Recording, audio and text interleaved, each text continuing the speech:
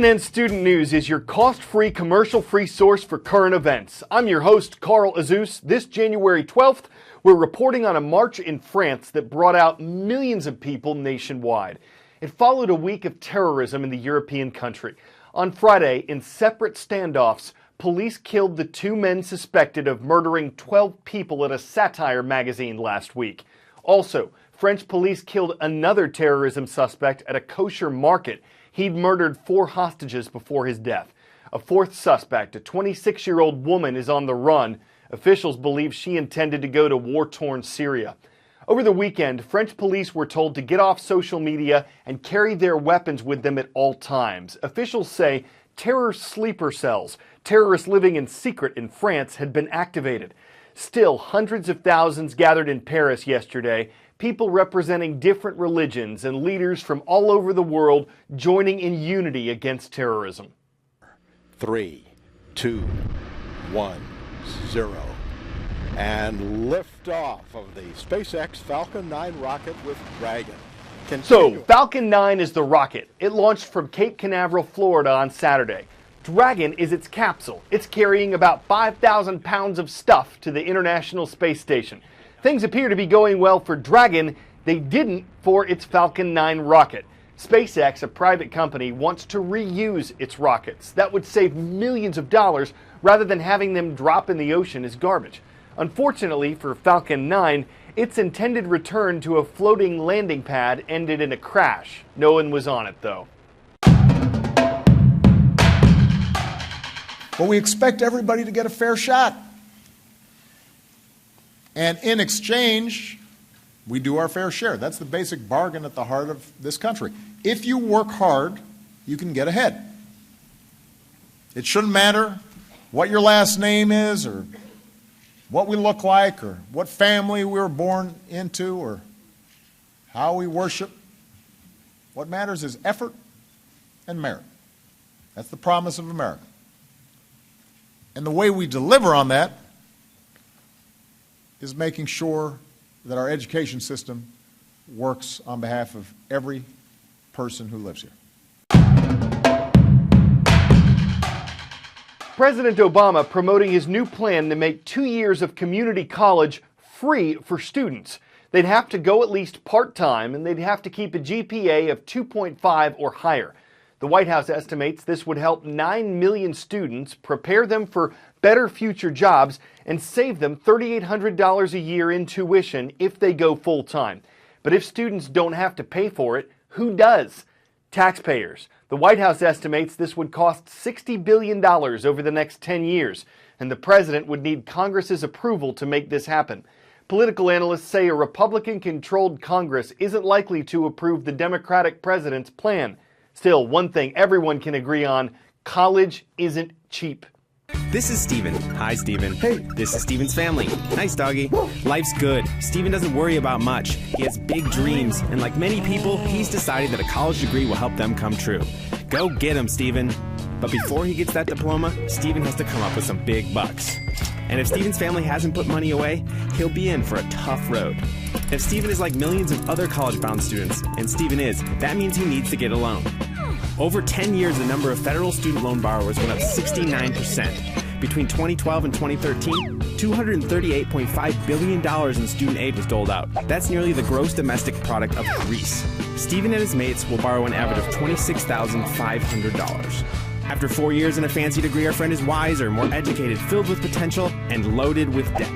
Now Steven has to pay that debt. It will take him 10 years with a monthly payment of $277, and by the end of it, he will have paid $6,700 in interest. And that's not a problem for Steven, as long as Steven doesn't lose his job, start a family, buy a car, have credit cards. Wow. It's no problem as long as life doesn't get in the way. But life does get in the way. It's not always going to be easy, Steven, and while it won't help you pay off your loans, just know you're not alone. Good luck.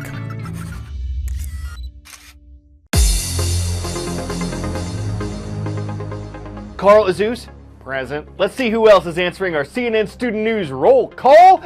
Hoover Middle School is. The Hawks are in flight over Albuquerque, the most populated city in New Mexico. We're going to bundle up for a stop in Kaukauna, Wisconsin. The high there today is 16, but if anyone can handle it, it's the Galloping Ghosts of Kaukauna High School. And on the East Coast, you'll find the city of Aiken in South Carolina. It's where the Rams of Schofield Middle School are watching. The U.S. government's jobs report comes out early each month. It looks at numbers from the previous month, and analysts say December was a good one. The nation's unemployment rate dropped 0.2%. It's now at 5.6%. And the U.S. added 252,000 jobs in December.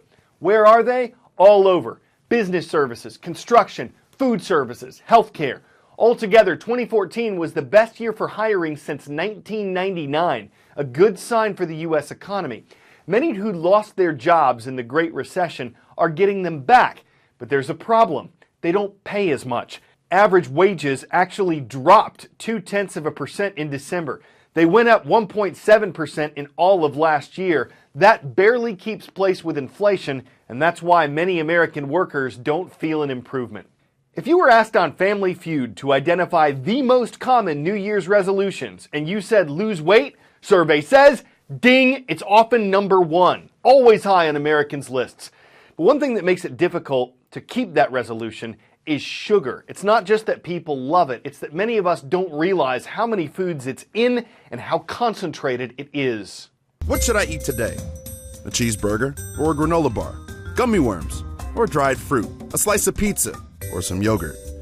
Even though some of these sound like healthier choices, they all have something in common: sugar.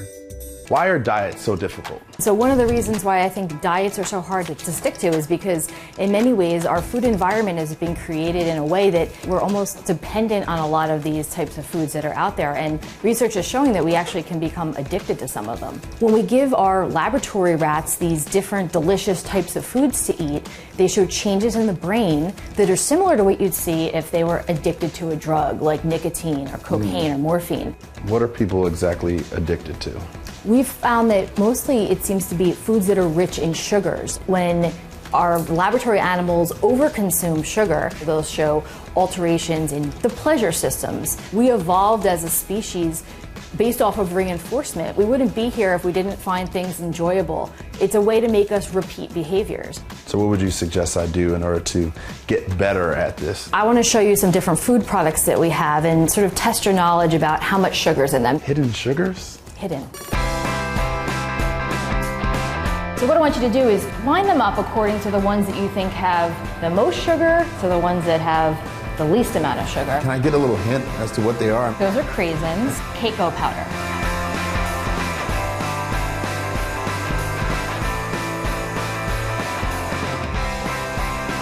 All right, so I feel like the most sugar here. I feel like I'm on Wheel of Fortune. Okay, I don't know if I want to try, well, whatever. My taste buds just got jacked. Builder Power Bar, that's got a lot of sugar in it. Sweet cream, and we have mango sting iced tea.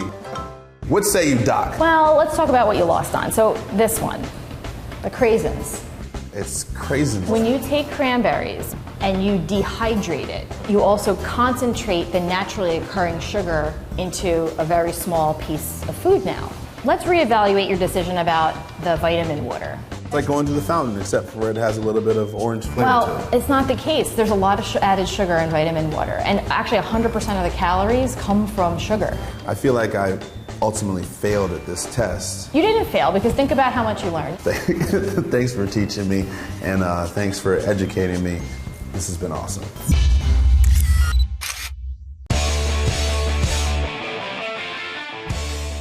Before we go, science! Reporters try all sorts of things to show how cold it is outside.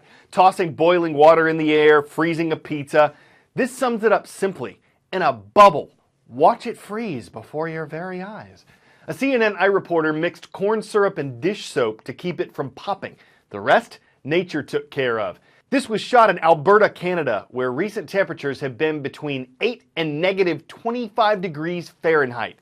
It was an nice way to illustrate the cold, to bring things full circle, to show you the sphere of the chill.